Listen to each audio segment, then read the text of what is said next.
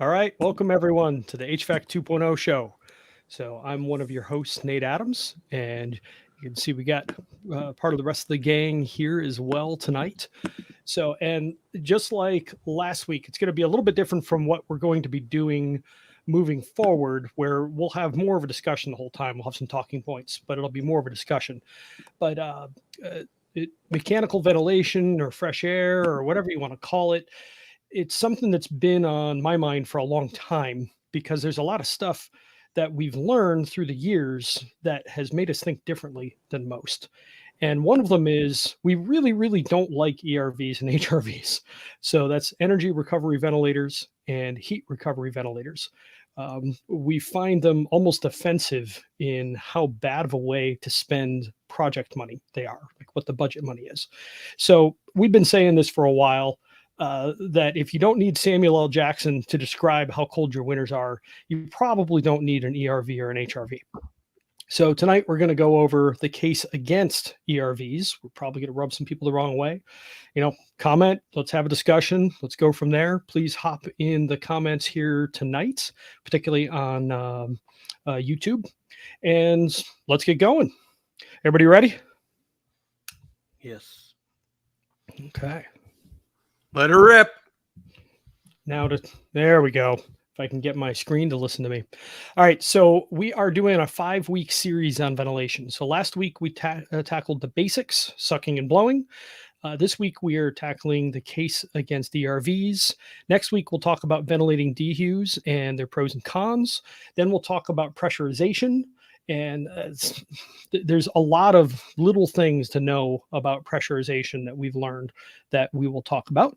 And then we will end talking about reheat dehumidification, which is, in my mind, one of the real pieces of magic out there. So to frame this whole thing, we really view ERVs and HRVs as old thinking. So we can at least begin to understand where people were coming from at the time, but we think at least for single family residential homes, it's time to move on. And the biggest thing is they rob budget that can be spent better in other places. And we're going to walk through this tonight with starting out with this meme. This is one of my favorites. Good judgment comes from experience, and experience, well, that comes from poor judgment. So we've made some bad calls, and we're going to talk about what some of those are. Here's the 5 things we're going to be talking about. So why ERVs and HRVs suck. So 5 questions to answer. Do they save energy? Do they dehumidify? Do they require commissioning? Do they require maintenance? And do they misuse budget? So we're going to take a look at each one of those individually. So let's take a quick step back, though, and just review what we touched on last week. So we made the case that every house needs fresh air because in shoulder seasons, there's not a lot of temperature difference. And a big chunk of the year, see over here, this is Cleveland, and we spend a solid 6 months of the year in shoulder season temperatures between, say, 50 and 75 or 80 degrees. So it's not really cold, it's not really hot, but there's still some humidity and moisture we have to deal with.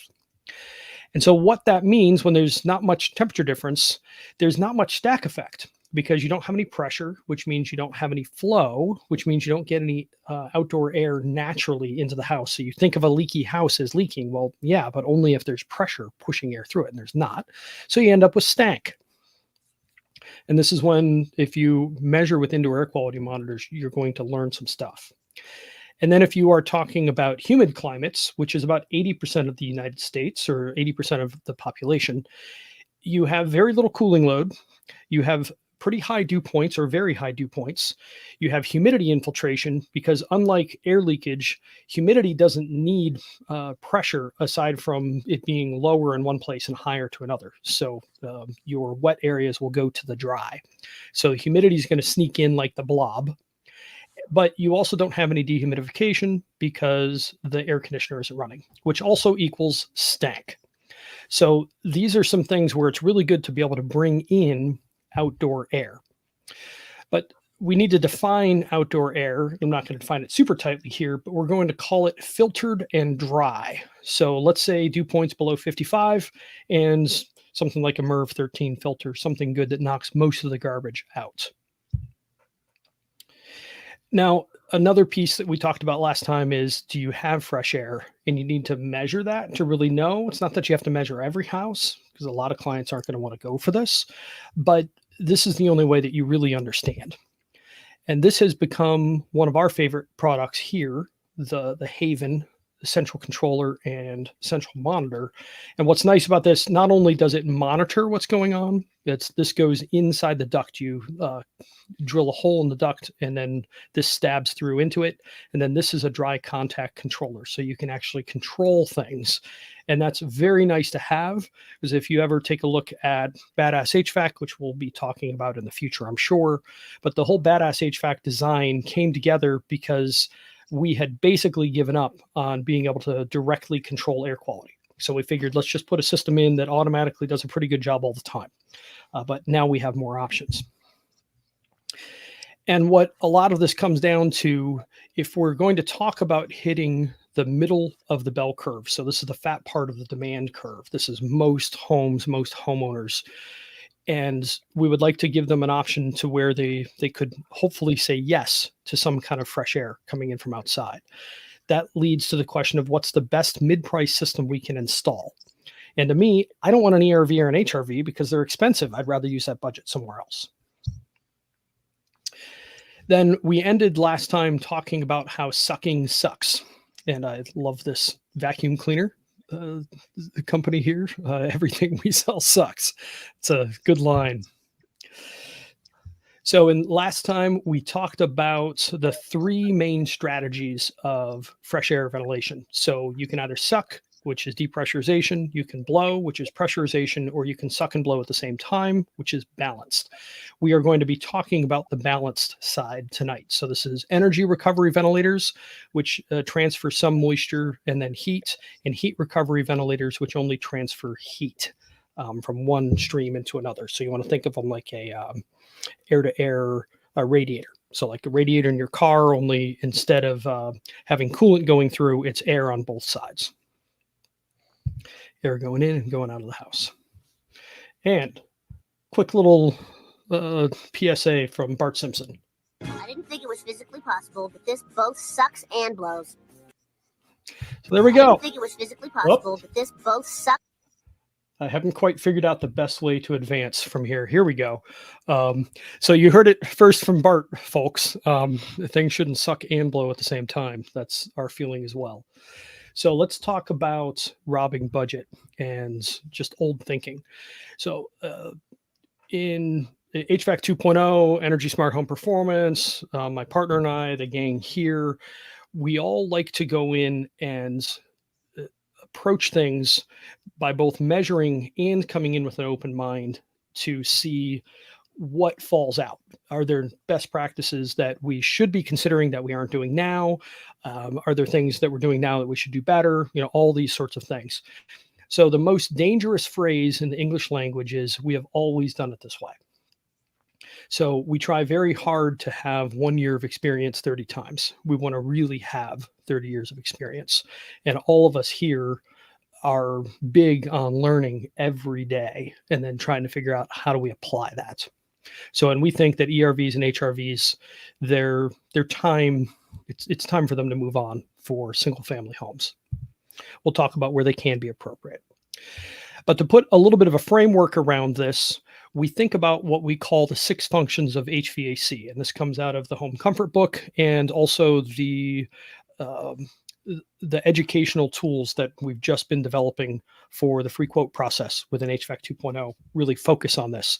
So there's 6 things that every HVAC system should be able to do. It should be able to match load exactly to what the house needs at that moment. And that requires right-sized variable speed equipment. It can't be oversized. You'll be surprised. It needs to be really close. Second thing is filtration. You want really good filtration.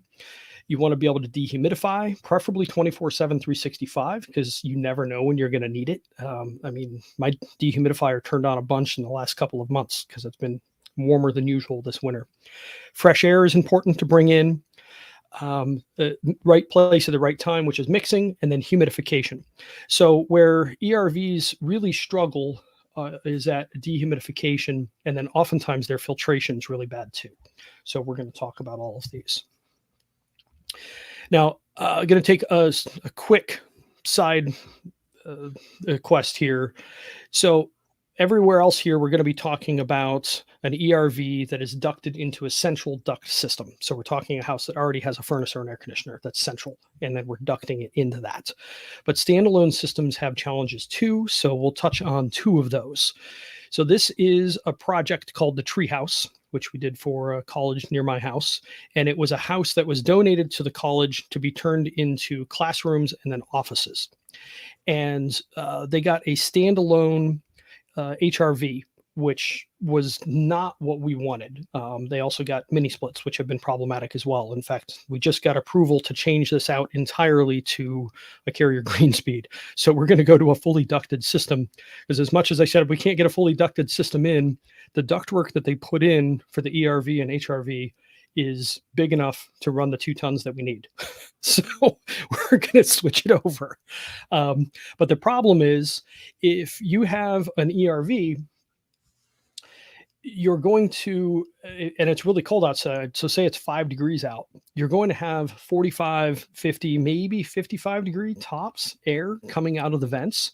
So this vent here is in the classroom, and nobody wants to sit on it because it's got 50 degree air coming out of it when it's cold outside. That's miserable.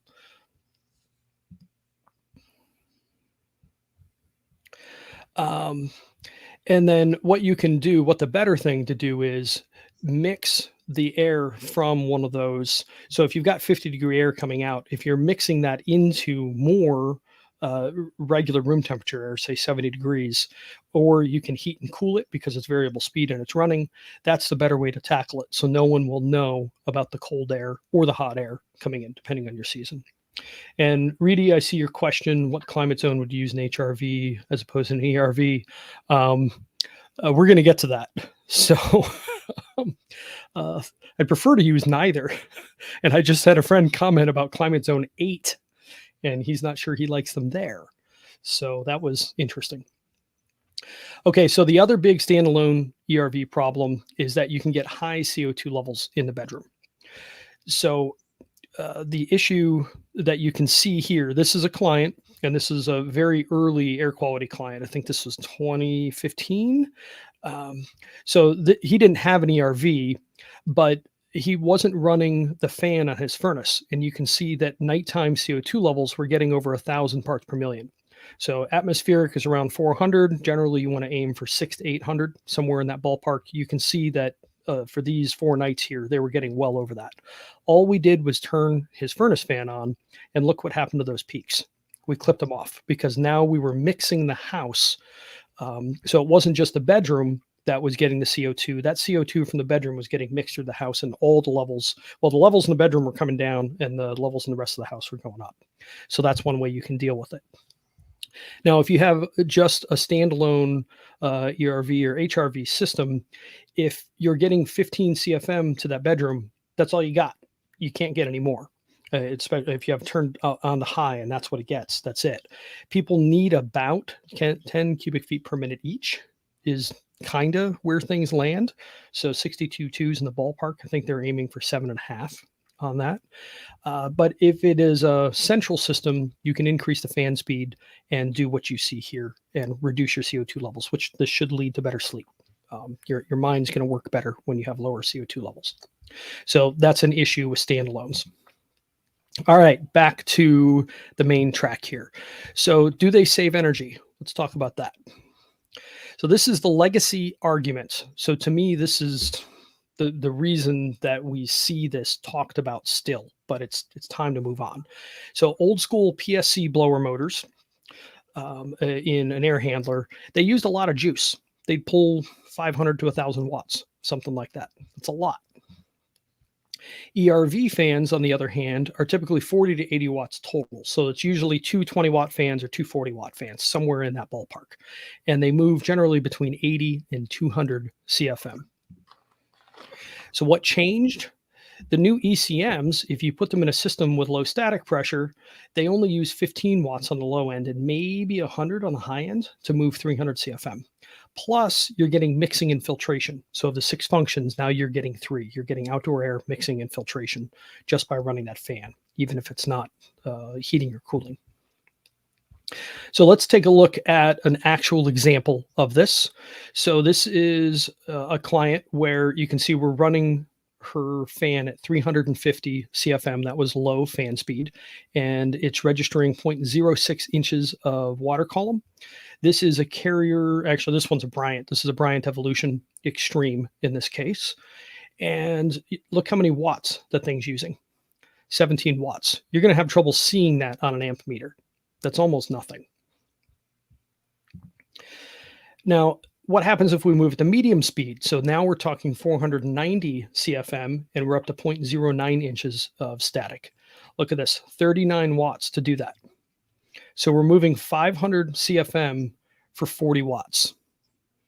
So we have at least twice the efficiency of the ERVs if they're running 2 20-watt motors. And by the way, if you don't know this, I'm a super nerd. And so I checked what the actual static pressure was with my blower door gauge. So on the screen, it said 0.09. It's tough to see these numbers here, but they add up to 0.065 inches. So this number here on the stat is actually a touch higher than reality in this case. We usually find it's pretty close. It's within a couple hundreds generally. So now that you've seen that ECMs can actually run that little power to move that much air, and those numbers are not unusual. Like I can pull up a dozen jobs, no problem. Let's talk about a calculator. So this is from a company called Air Cycler. So if you look up Air Cycler and then you look at their annual ventilation cost calculator, you can see where I got these numbers and you can play with them yourself. And these are done. So red is residential energy dynamics. And this is led by a fellow named Rick Karg, who's a pretty smart dude. And anyone that's in the building performance world is going to be familiar with him. So he's the one behind the calculator that's in this. Now, the product that you see that is for forced air, just pressurization, is this that they're running in the calculations. I haven't actually used this product. We normally use a different one, but it's a damper and a controller. I would assume that it controls by outdoor temperature. That's what we usually are trying to do. So let's take a look at an old school air handler that pulls 500 watts and just a 6-inch duct going in. So you've got your supply only up here. And then I put in that it's going to pull 500 watts and that we're going to get 50 CFM when the damper is open. And the numbers I put in here, 44234, this is our area code in Ohio. I set this up to be like our house in Ohio because the numbers will make sense to me. 1,375 square feet, 3-bed, 1-bath, electricity using a heat pump is how it's heated, and 14 cents a kilowatt hour, which is about right for now. So on the low end, it costs $84 a year. And this is using the 62.2 method, ASHRAE 62.2 for residential ventilation, where you get a credit for a leaky home. So my house is not leaky. We spent a lot of time on that, a lot of effort. But on the high end, it can cost as much as $500 a year for ventilation. So this is kind of an eye-popping number. So that's one, this is where the idea came from. So I can at least understand where they're coming from. It's got other issues, but at least on this part of the math, I can see it. So an ERV with 2 20-watt fans, this is the same specifications, but I put it in with 40 watts, and you can see an average ERV with furnace. You could put a high-performance ERV in there if you want, but the range is $60 a year to $126 a year. So when you look at those, look, $500 down to 126, it's $376 less.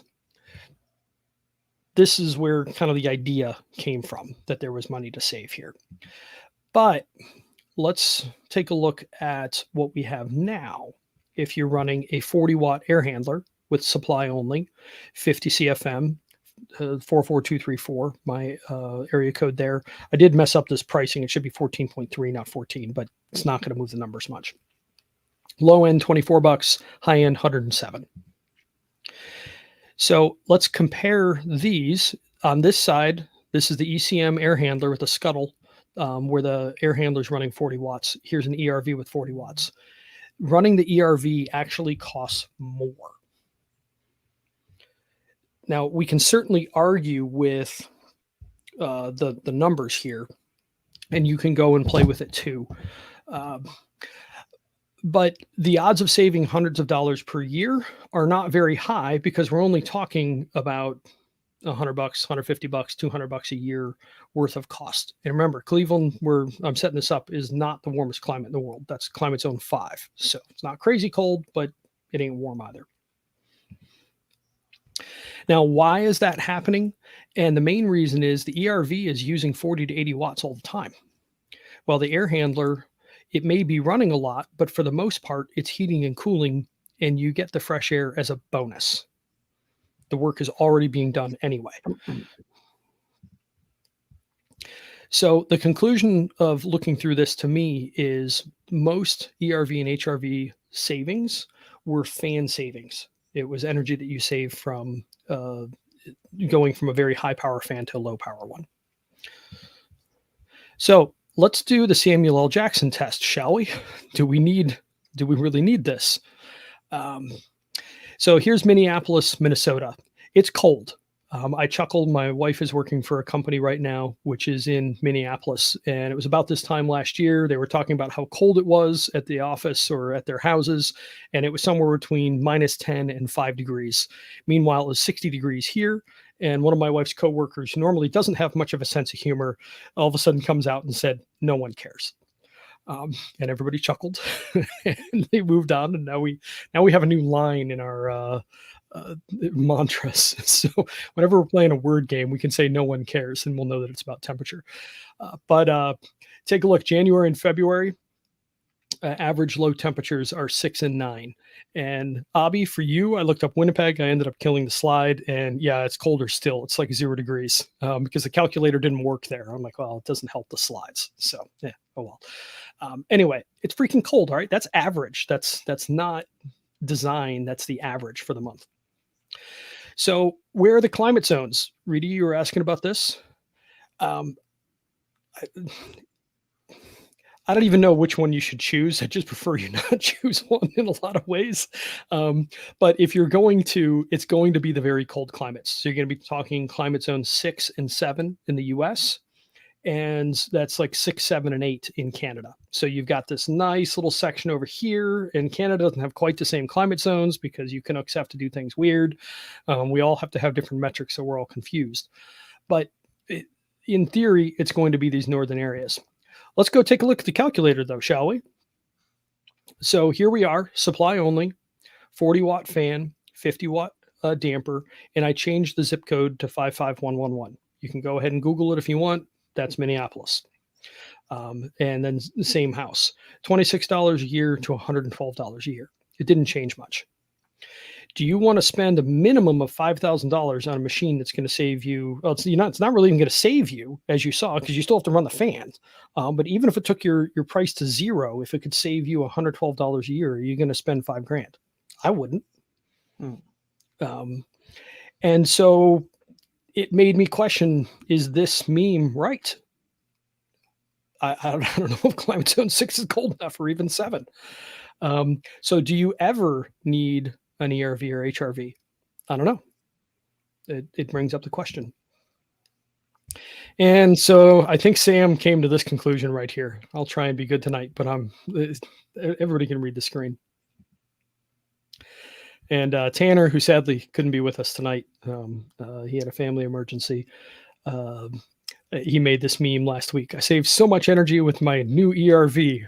Somebody replies, "Sir, this is a Wendy's." So it doesn't really matter. Let's talk about when you might need an ERV or HRV. So if you have a very high occupancy home or building, again, aiming for something like 10 CFM per person is not a bad idea. So very high occupancy, this can get into commercial, and you have to do things like if you have it's like a recording studio I was asked a question about a while ago where they can put 40 people in there, you might consider something like that. Or I got to tour University of Arlington, Texas lab building, which was 100% outdoor air for the lab side. And you have to use an ERV or something like that for that to at least get some of the air temperature back. And the other side, it actually, ironically, as big of a building as that was, they had an economizer. So they didn't have any energy recovery on that building. And that was for the classrooms that could handle 300 or 400 kids. So you might use it there, really cold climates. And then if a client insists on one, if someone really wants one and they're going to pay for it, give it to them. Just make sure you're caveating yourself so they understand what the limitations are. And so just earlier on LinkedIn, my friend Griffin Forster, who lives in Barrow, Alaska, now called Utkavik, if I'm saying it correctly, he commented, I don't think I'd ever seen an HRV in a single family home until moving to climate zone 8. Even there, they are often poorly commissioned and the source of comfort issues, dryness, noise, cold air. We tried cold climate ERVs, but have not surmounted the core freezing or comfort issues. It's a complicated topic for sure.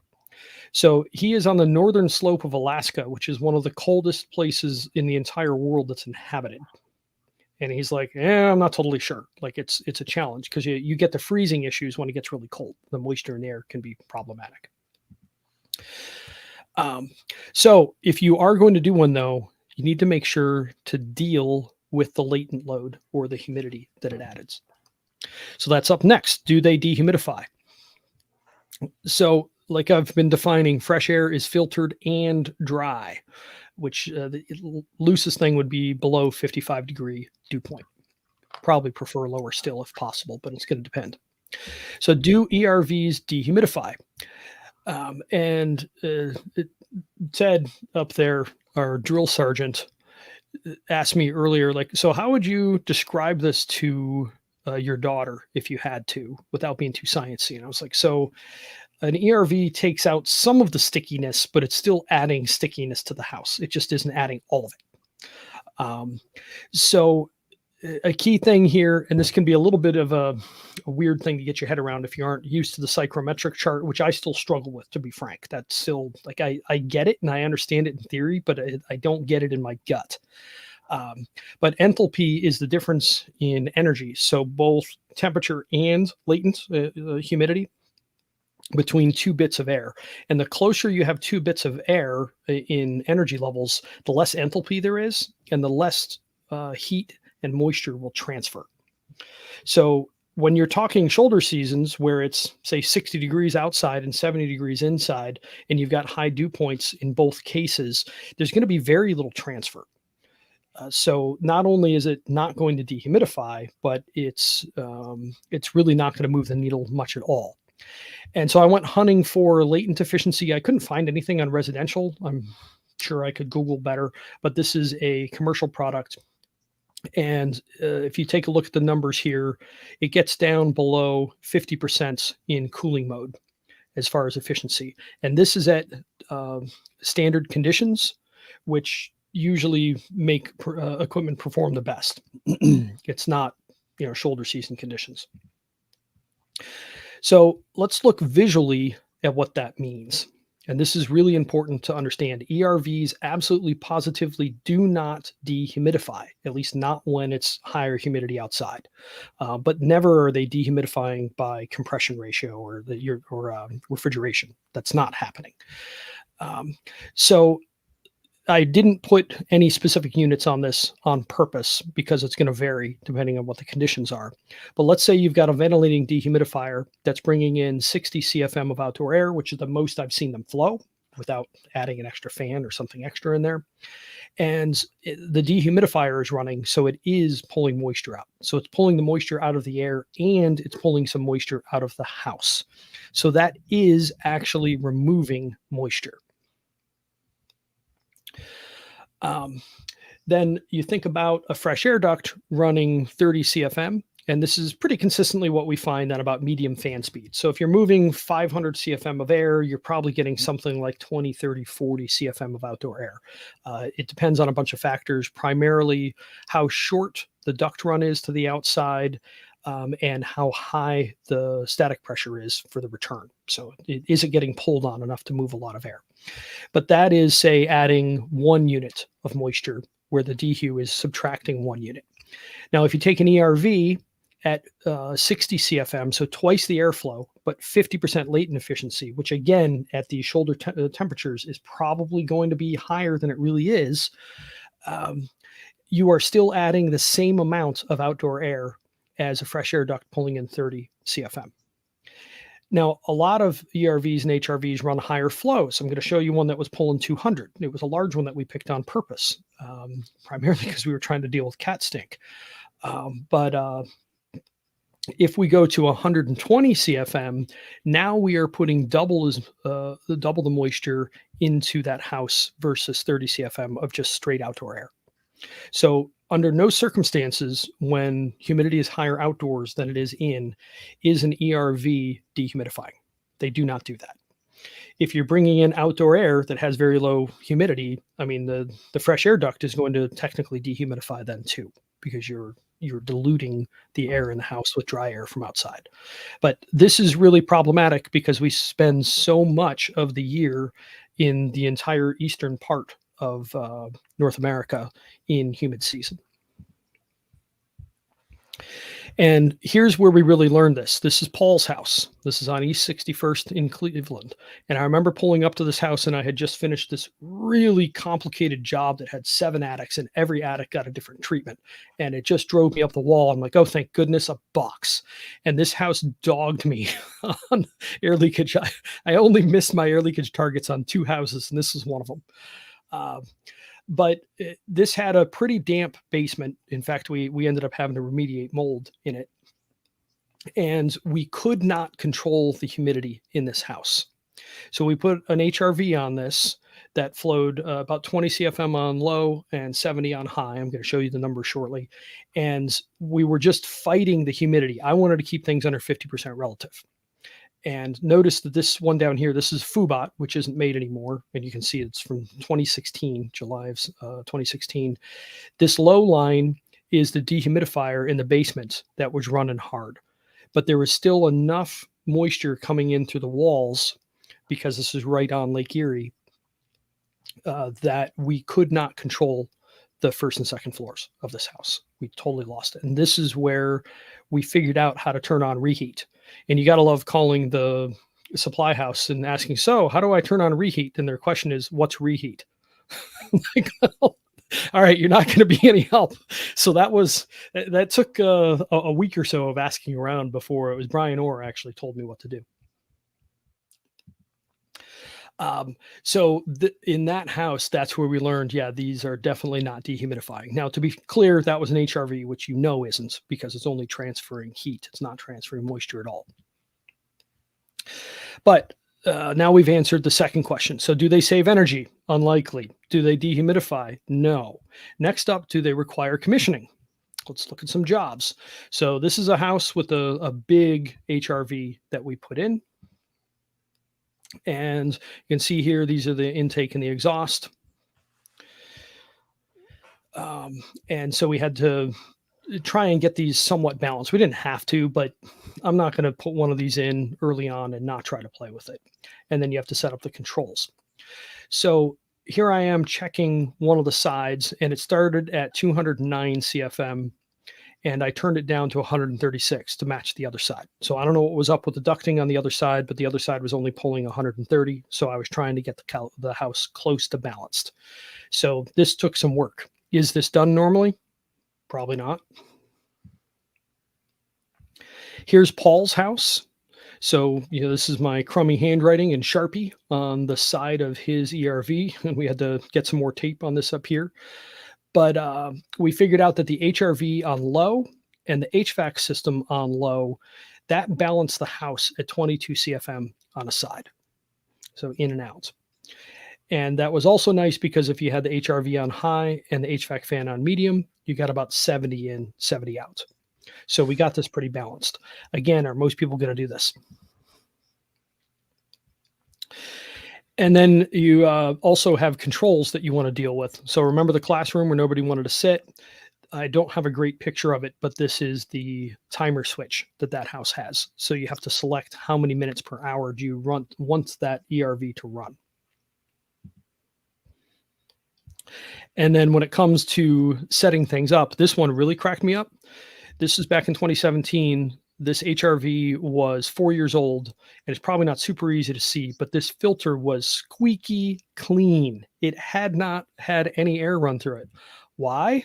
Because somebody put the ERV on this outlet, which was wired to the attic light switch. So if the attic light was off, so was the HRV. So we had a brand new 4-year-old HRV, and we turned this on, and honestly, that's all they did. They moved on with their lives, but it took a while to figure this one out.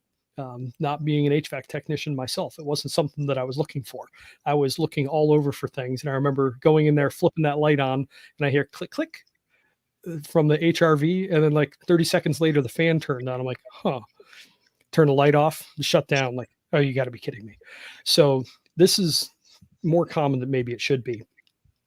So here's a study from ACEEE. Don't ask me exactly what it stands for. It's Energy Efficient Economy, American Center for Energy Efficient Economy, something like that. A field study of ventilation system effectiveness in low air leakage residences, so tight houses.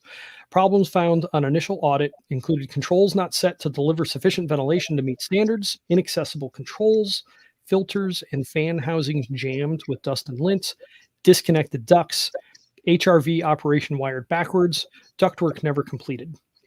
Complexity of controls was also often problematic. This is a piece of equipment that a lot of people don't install very often. It's probably a model they haven't seen. It's a new book. It's a learning curve, and there's a lot of little pieces that need to be done well. This is not a recipe for a consistent good install. So do they require commissioning? Yes. How about maintenance? So I pulled this from Green Building Advisor, and this is pretty old if you look at it. It's June of 2012. So this is not new knowledge. And this was Martin Holliday writing about being a home inspector and visiting a Buddhist retreat center. And he discovered a heat recovery ventilator that the facilities manager didn't even know existed. So I'm sure that's been maintained. 12 years old. Nobody knew that it existed. That's had the filters changed, I guarantee. So the filter, which had never been changed since the day it was installed, was totally clogged. Yeah. And the HRV didn't work anymore. The thing is, no one knew because nobody was measuring. So a system that can fail without anyone knowing, is that a good system? I'd argue no. So here's one that you gave me, Reedy. Check out this filter. That's not even dirt. That's mud. The humidity got stuck in that. This thing's clogged with mud. It's from North Carolina. And you can see here a different angle. It sucked the filter in. And then, Reedy, did this one fail? Was this one still running? No, it wasn't running at all. Okay. So there you go. Maintenance would have been good on that, eh? Yes. And here's Paul's house again. This is the filter on the intake 10 months after we installed it. Notice all of the bugs down here. Lots and lots of bugs. And then this is quite dirty.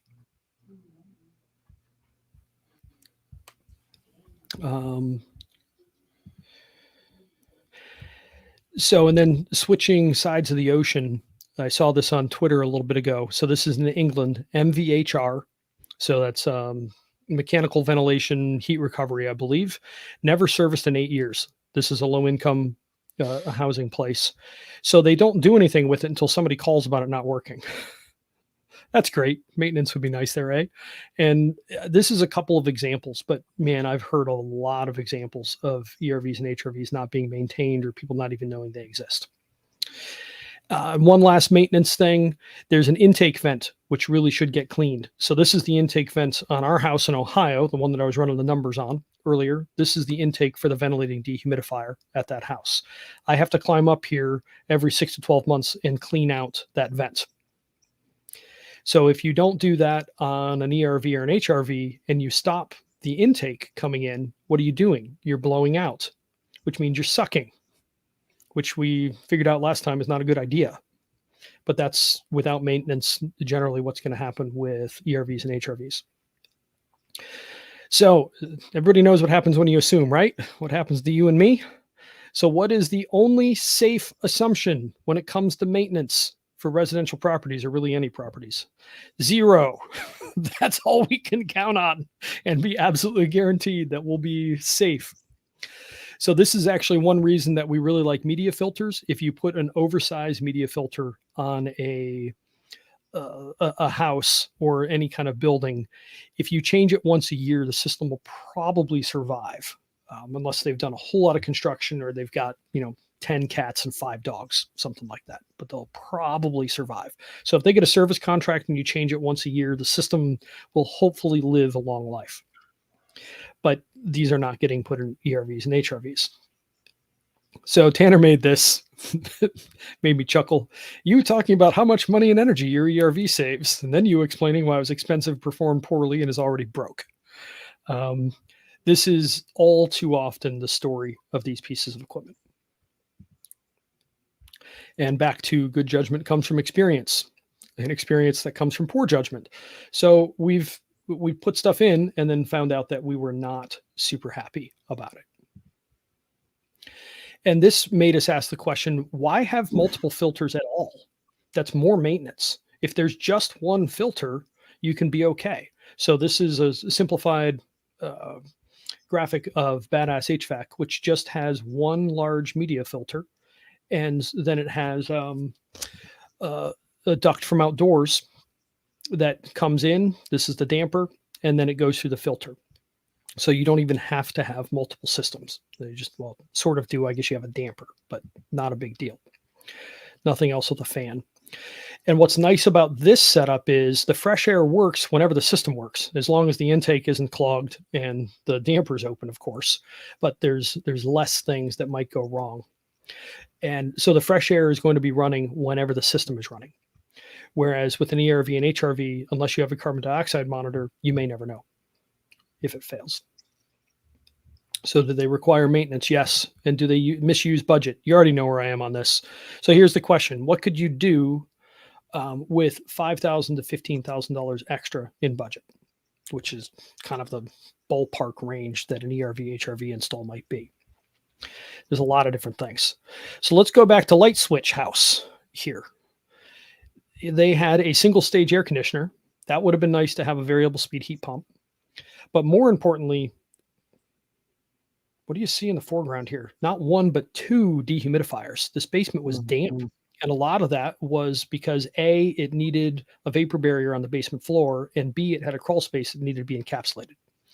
That budget would have been way better to put there. And then these little dehumidifiers could have actually kept up. So that was not an ideal way to spend the budget on that house. And that's consistently our experience.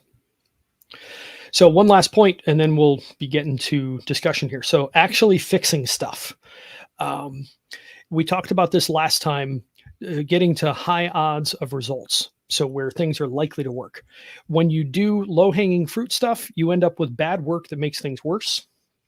If you can find the sweet spot, this is where you can offer it to clients, and a number of clients will say yes and buy. And then at the top, you get this perfectionism where no one does it, and everybody just argues over specification sheets about whether it can be done or not. I've seen this in countless building science arguments, and I hate them now at this point. Like, have you done it? Have you installed it? No, then shut up. Get out of my face. I want to actually see work getting done. Otherwise, it doesn't matter. And what this corresponds to is bad work is sucking. The perfectionism is sucking and blowing. And what ends up working where clients are oftentimes game for buying it is blowing. So those are our strategies. And this brings up a term that you'll be seeing us use again and again. Never go full home performance bonehead. All right. Just don't do it. When you do that, you go and you live in this land. And then you argue over stupid stuff, but nobody actually goes out there, sells jobs, makes money, and fixes problems. And what that leads to, which we also talked about last time, is that knowledge unapplied is useless. If we have the knowledge to do stuff and fix stuff, but it's not getting applied or at least offered regularly, it's useless. It might as well not exist. And that's what you see here. So what we're aiming for with an HVAC 2.0 and the methods and the process that we use is to get you to where you're hitting the sweet spot. And that brings us back to what's the best mid-price system we can install, which is oftentimes going to be that fresh air scuttle. Now, last time we went through the 3 strategies and then we discussed sucking and decided that sucking sucks. Dr. Joe agrees. He's the one that first told me about that. With the exception of you're only going to suck with local ventilation, so kitchen range hoods, bathroom fans. But you don't use that as a whole house thing because it pulls from places you don't want to pull. And now we've gone through the pluses and minuses of sucking and blowing, otherwise known as balanced or ERVs and HRVs. And hopefully it's dinging your confidence, because I honestly can't tell you the situation where I'm going to recommend one strongly. I might put it on the table, but I'll basically put it on the table just to say this is a bad idea and push it back off the table again. So there we are. Do they misuse budget? Almost always. So why not use a simpler system, which we already talked about, one large media filter. And now the next question is, how do you sell this? And we talked about this last time too, and this is going to be a theme. This is a very common phrase with an HVAC 2.0. You offer and decline. So you offer people their options, you help spell out what those mean, you give them the prices for them, and then you let them decline them. So now you have responsibly avoided responsibility, which is what we want to do. You don't want to own stuff. If you aren't getting paid and you don't have control over outcomes, don't take responsibility. You're going to get bit. If not today, you will in the future. And how you do this, it's built into the software, or it will be very shortly. We're polishing it. We're weeks away from having it ready. But this is part of the free quote process. And these are 4 different levels of install. So this is not the equipment. There's the different options for equipment, but then there's also options for how to install it. The basic install keeps their 1-inch crummy filter. It doesn't have fresh air. We're actually suggesting pricing it as a downgrade so that people know that they're taking a step backwards. And for filtration and fresh air, it's both frowny because it doesn't do either one. The good moves you to a 4-inch media filter, so at least they're getting decent filtration. And this is what we recommend as doing as your standard install. And at least on filtration, it gets you to, it's all right, but it still doesn't have fresh air. And in better, you're at least offering fresh air. And it's just a 6-inch duct, nothing fancy with a damper. That's in the middle. And then you've moved to a better filter. And the top of the line, you can either do a ventilating dehue, or there's some other methods that we'll talk about in the future as well. And this gets you to be at least reasonably happy. There's one step above this, which we don't think you should offer because you don't know if it's the right system unless you do sizing, and you don't understand if it's the right size unless you know blower door and hopefully past energy use. So you can easily be off by 1 or 2 tons if you don't have those pieces of data. And this fits into the process. So the free quote, that would be offered if you ask people some questions about other comfort problems to solve and they say no, that's when they would see this. If they say yes, there's problems, then we move to the comfort consult. And the comfort consult answers, is HVAC alone likely to solve the problems that they have? And most people are going to say yes. And you'll be offering them something very similar to what's in the free quote. So this hopefully pulls together what we've learned, and then the process that we've been developing, and then how you can actually get that knowledge out there. And if nothing else, if you offer this to clients and they say no, they own it. And there you go. Good judgment comes from experience. So like I said, we'll be coming up with we've already done the case against ERVs today. We'll be talking about dehues next week, pressurization, and then reheat. So come on back. And I'll leave this one up for us to open up discussion finally. And that took longer than I meant.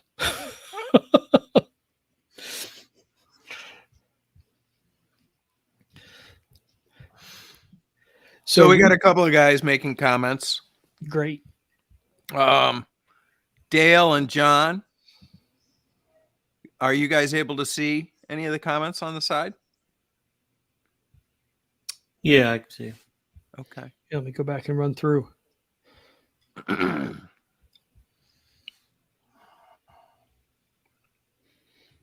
I see Dale's commenting. It was talking about the Scuttle makeup air control. So there's multiple different devices that do that, where you can have them open and close depending on outdoor temperature, outdoor humidity. And now the Haven and their controller can control by outdoor dew point, and if it doesn't already, I think it does now. You can control by outdoor air quality as well. So if there's a wildfire, it'll close that damper for you. Or it's just dirty air, like if you live in Pittsburgh or Cleveland. So Reedy, that one that failed, do you remember what you ended up doing on that job?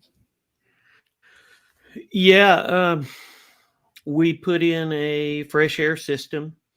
It was IO, positive pressure. We controlled it via temperature and humidity. Okay. We left the fans running continuous low. We put a green speed heat pump in there. We took out a gas furnace. It was located in a basement. We don't have a lot of basements here where I live at, so that was a little strange. But we did exactly that, and I'm going to tell you what, it worked out wonderfully. Wonderfully. So what was the feedback you got from the client? Well, they didn't even know. First of all, they didn't really know that they had a fresh air thing.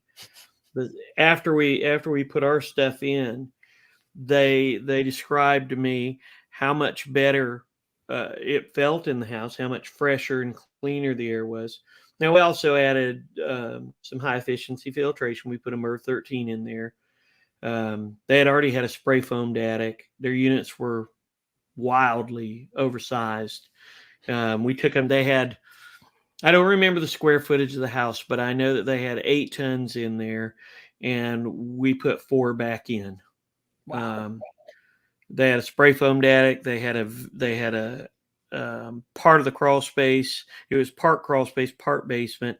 I call it basement because it was like 7 feet tall, but it was really mostly just a closed crawl space that was conditioned. And so, Like a cellar. yeah. And when we put that in, that's when they began to notice how poor their indoor air quality was first, because they really weren't doing anything. They just had all this tight house and this stank air that was running throughout the house and could not be dehumidified. We went in there and we knocked the fire out of it, and the feedback was incredible.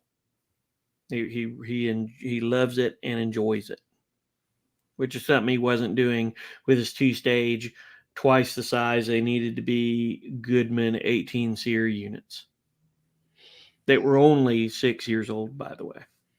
Oh, wow. You ripped out 6-year-old equipment? Yeah, 2 of them. That's wild. And you combined them into one? No, he had up and down, and we just put 2 tons in the house. Got it. Yeah. There's a comment here from Dale. This is Dale Sherman. We call him the professor. At least I'm 99% sure. And so he said I DIY'd it, but your $5 to $15K for HRV and ERV is way more than I spent for a nice fan tech.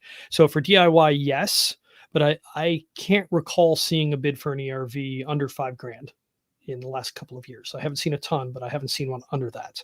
Not that you couldn't get it done for less than that with a chuck and a truck kind of thing, or have a buddy come over on a weekend or something. But that's on the bottom end.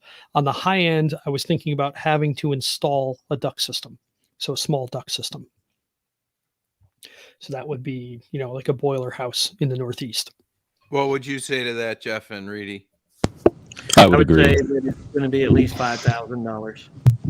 5 to 7 is minimum, and that's if we're just doing the bare minimum. But like you said, if there's duct work, it's going to be upwards of 10, and depending on where we got to go with that duct work. Yep. So I do agree with what Dale said earlier, that poor installs aren't a good reason to not install it. However, when manufacturers can't even train properly on how to commission or install it, and they don't have the tools, most companies don't, when they install an ERV, to me that does kind of throw it out there as not a good reason to install it, because just throwing it in and hoping that it works is not what you should be doing. It's not the proper thing to do for a client. Hope is not a strategy. Yeah, and we see it all too often. So what tools do you need, Jeff? that you don't normally have for installing an ERV? Yeah. Well, I can tell you that most guys don't carry decent manometers or high precision manometers to balance it, nor do they have any way to verify or check airflow, and they just don't know how to do it. And then the Honeywells and the Aprilairs and all those contractor or those salespeople will come in and want to sell it to you, but they don't teach you on how to properly set them up. So there's a lot of technicians out there that are left high and dry, unfortunately, which then puts, again, the client, the company, everybody in a bad predicament. Yep. Well, and ultimately, if you put in an ERV and the ductwork that you tie it to is jacked up, your ERV may or may not be performing like you set it up for, except for very, very short time periods. I mean, there's you could go down many, many rabbit holes. The idea is that for the mass market, we can do this much simpler, much less cost, much less operating cost. And don't forget mixing the air by running the fan on continuous low. I mean, that you showed a slide earlier, Nate, that showed that it spread it out, so to speak. And that's what fresh air is supposed to do, is dilute it. And so that's just by you mixing the air, it did dilution better than what most our ERVs could do on their own. Yeah, and Dale's question is, how's the scuttle type makeup air meant to be commissioned or tuned at install? It just runs off of the system. So, of course, on Nate's picture that he showed earlier, we want to put that fresh air from that scuttle as close to the return drop pre-filter as possible. Yep. Yeah, you probably want to be at least 6 inches away, but if you can be less than 2 feet, I'm happy, because you want it to have as much pressure as possible pulling on it. And the closer to the filter, the higher the pressure. Yeah, and you can balance it with the damper. So I've installed inline dampers, and if I can't get it as close to a unit, there are also some fan positive fresh ventilators that you can put in line as well. Yep, to help out with that if you're trying to specify a certain amount of airflow. Again, a lot less on the budget and a lot more user-friendly on putting that budget elsewhere. Yep. Yeah, and we'll be talking about those products in upcoming weeks. So that'll be mainly in 2 weeks, talking about pressurization. Let's see, 2 Dales on here. So Jason's comment was up earlier. Love the shift of that ERV budget over to other items for the comfort, like crawl space. Yeah, this is how Ted and I really have thought about projects for a long time. And I think everyone else here is now, everybody here came to 2.0 with a similar mindset. Maybe we've helped tweak, but similar mindset. What can we do for a given budget to have the highest odds of fixing problems for clients and delivering good experiences? Because at the end of the day, what this is really about is delivering excellent experiences for clients, because that is what then drives more business. And if you do that well, you can usually charge more, you can have a nice margin, and then you make a nice living as well. And if selling the work is easier and more fun, you get to have an easier life and, make a decent living. So we really want both the consumers and the contractors to be very happy in doing this. Nate, can I ask you something that's related to that? Is and the guys as well. In your experience, right? It seems to me that customers mostly, there's very few of them ask you for an ERV or HRV, right? People are asking you for, like, my house is too humid, or they're telling you comfort problems. They're telling you problems they have at their house, and so now it's your responsibility to use an overlap of budget and what the house needs and what the customer's problems are to find a solution in the overlap of those. And so if I'm understanding what you're saying correctly, you're saying ERVs and HRVs give you less control over problems that you can fix. And there are other things that you could be doing in the overlap of both the budget, maybe what the house mostly needs, and also what the problems are. Does that sound about right? Yep, that's right in the ballpark. I mean, it was Paul's house that totally flipped my mind. Like, I cannot control this house. There's nothing I can do to it right now to make it work. So we turned the HRV all the way down to low, and we turned on reheat, and we finally gained control of the house. But that was very frustrating to go through and be watching what's going on and making changes and having it not move. I was pissed, frankly, that I couldn't do it. We had this, we'd done this wonderful shell job to this house, and I'd done all this careful work, sealed his ductwork, put the HRV in. The house foamed needed basement fresh walls. air, so you couldn't just disable the ERV because the house would go stinky. Yep. And so that was just incredibly frustrating to realize. We didn't charge him all that much. It was my friend Walter Money and I put that in. We didn't charge him that much to do it, but I still regret doing that. I would have rather gotten him a small dehu in retrospect, or just done the scuttle and let the reheat take care of it. So it wasn't a good use of budget. It's like, are you happy that you spent that money? Not just no, but hell no in that case. So that was very frustrating. But it does go to that, Api, that you still have to offer. You have to offer all your different options, right? That could be potential scenarios or fixes or whatever. It's just you have to offer it in a way to responsibly avoid the responsibility from experience, not just the white paper, not talking about it, but from the experience and letting people know that, and let them make their own decision. So did you offer him that, Nate? And that's what he chose? I don't know that I did. That was 2015. So we were just learning the dehus. And I think that was the one where I'm like, all right, what else can we do? And Ted's like, well, I've read about these. And then we put a bunch in, boom, boom, boom, boom, boom. And we found the strengths and weaknesses of those, which we're talking about next week. So they're both good and bad. We've got one good question here, which is a very challenging one. So Michael Heller, this was great and a lot to think about. If you already have mini splits on the second and third floors, but nothing on the first floor, window ACs and steam rads, should the replacement be ducted? What do you guys think? I'm a little bit confused. Should the replacement of what? The window air conditioners and the heating? I think first floor. I think we can assume that if he can type in. So Michael, if you want to clarify, but let's assume that he's talking the first floor. What things do you think should be on the table? Well, it depends on what he wants to do. Because you can, I think overall, yes, it needs to be ducted. And the reason why is because you're going to need the filtration.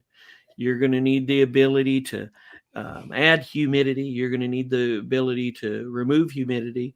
And you also need a way to get fresh air. You could get fresh air without going with something like that just by having a damper and a fan. But you're missing all the other stuff. You're missing the filtration. You're missing the mixing. You're missing the ability to humidify and get it to everywhere you want it to. Yes, I think you should. Jeff, any thoughts? No, I concur. Okay. Yeah, and I'm going to assume that with a boiler that's probably northeast, that's where your most likely thing is.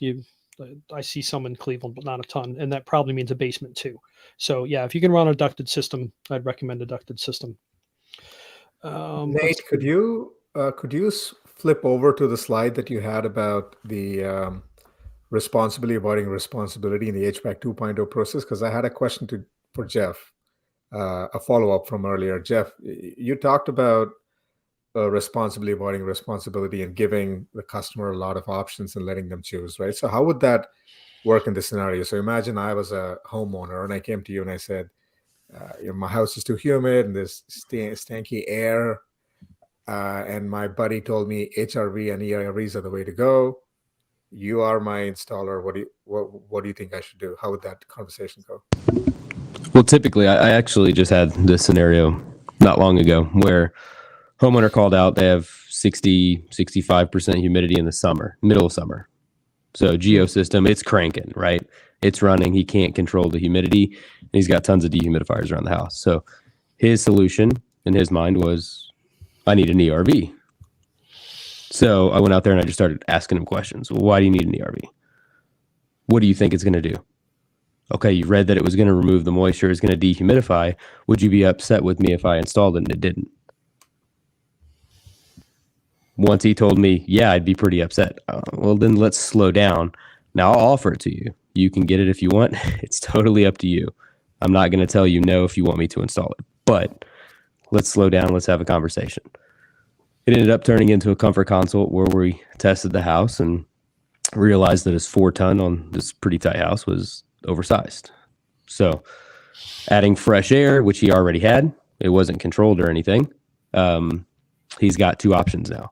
One, he's going to bring his fresh air into a ventilating dehumidifier, or he's going to replace his system, or a combination of both at some point.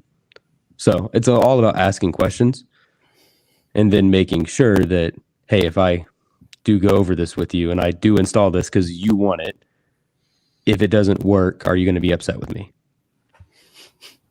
And then if he says yes, then all right, well, let's slow down because I don't want you to be upset with me. Let's have a conversation. Thanks. There you go. Way to responsibly avoid responsibility right there. So I know that's what Abby was going for too. And I was going too fast. Thanks for slowing us down, Abby. That's it. It's so critical for those of us, particularly when it's one thing when you're looking at just a piece of equipment and trying to find the part that's broken and replace it and make the equipment run again.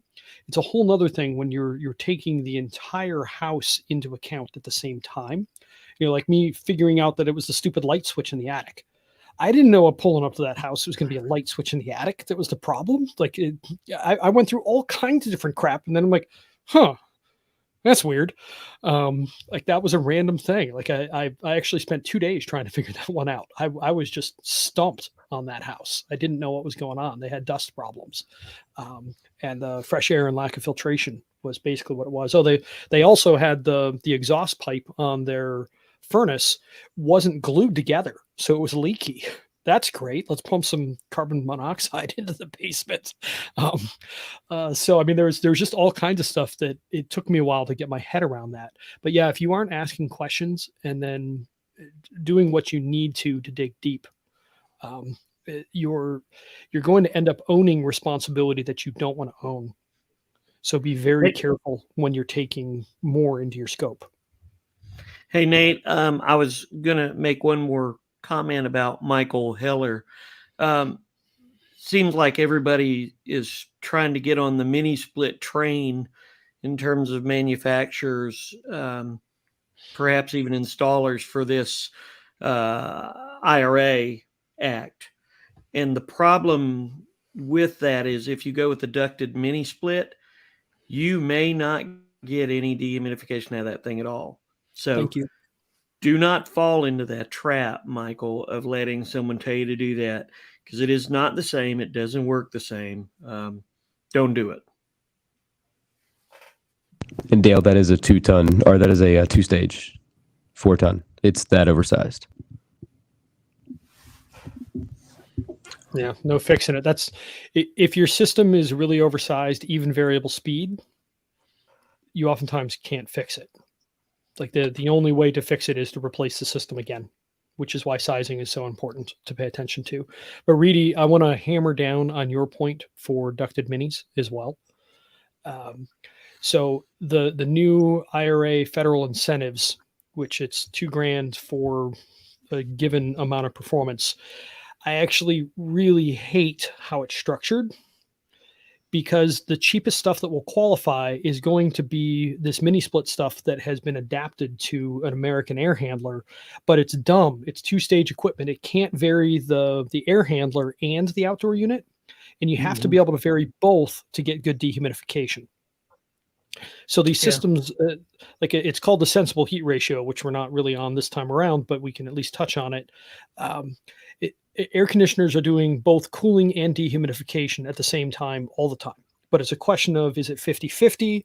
Is it 90-10? You know, where is it? And that's about the range that you're going to see. But yeah, some of these systems, the cheapest stuff that qualifies for the IRA is 5 or 10% latent capacity or dehumidification, which is vastly inadequate for what most homes need. So we are, mark my words, going to make a lot of people and a lot of houses very, very sick. Mm-hmm. And that is a shame. It is horrible program design. I hate it. Hate it, hate it, hate it. I wish that it didn't exist. So, and that's very important for people to understand. Do not do consumer stuff. Go ahead, Reedy. I saw a carrier that we were looking at. It's the one that they've come out with called the Crossover or something like that. There are times on certain sizes of that where you can have it 70 degrees and everything's like you would expect it to be, but the sensible heat ratio is 99-1 or 1. There is no latent capacity in it. And it might look on there and say that it's going to drop down to, say, for instance, you got a 2-ton or a 3-ton, and it says it's going to drop down to 7,500 BTUs. Great, wonderful. But if it doesn't run for 2 minutes, who cares? It's a mistake. The coil never gets cold. Yeah, the coils aren't allowed to get cold. It's not that they never get cold. It's that they're designed to not get cold. Yep. And you get a killer steer. And so that's kind of a new thing for everybody to be aware of, is with this variable speed equipment, they're designing latent capacity out, not in. And then also we're hearing from, Jeff keeps running into it, where you got to run a 5-ton air handler in order to qualify for the $2,000, which is another disaster. Yeah. Because it's very hard with a 3-ton system to get it that cold. Yeah, go ahead, Jeff. Yeah, larger systems, less space, still going to run higher duct pressure. I mean, if you think a lot of buildings, a lot of homes with 8-foot or shorter ceilings, and you have a 4.5-foot tall air handler, you're really, really killing yourself. So they don't think about us out in the field. Get that money. No, it's going to be horrible. The system that I just got won't qualify, but it's what I wanted. So, and that's pretty much my favorite system on the market, a 5-stage carrier with the small air handler. That's going to go in the attic. It does qualify in the southern states. Southern half of the country, more than likely, it's going to qualify. Southern, yeah, but I'm not in the southern. I know. So, but that's an important thing to note. Yeah, there's different rules for south and north. The southern bar is not that hard to hit. The northern one is. Yeah. So, Andy, I'm glad you're here. Andy Kosick. So it's a friend of mine in Michigan, another house whisperer, super nerd, and he electrified his house years ago as well. And he had another ERV epiphany today that even if they do save energy, which according to at least the one run through of that calculator that I did, it cost $20 to $40 a year extra. But say it saved $30 to $50 a year, it's a $40 filter that you have to change every year and possibly more. So that's 54 CFM in Michigan. So yeah, it's just a question of what's the best way to spend the money. Just constantly, what's the, with all the tools that we have potentially on the table, what's the best way to get it done? So thanks for that, Andy. Let's see, Ted, any other comments we should address? No, I think, this was a good one. This will be an interesting one to watch. So come on back next week when we'll be talking about ventilating dehues, because we were using those before they were well known also. We've done all kinds of crazy stuff and figured out things that work and don't work. And I own one, so important to note, but there's also times not to use them. And we'll be talking about that next week. But thank you, everybody, for coming. Hope you enjoyed the show. And we will see you next week. Thank you all for coming. See you guys later. Good night.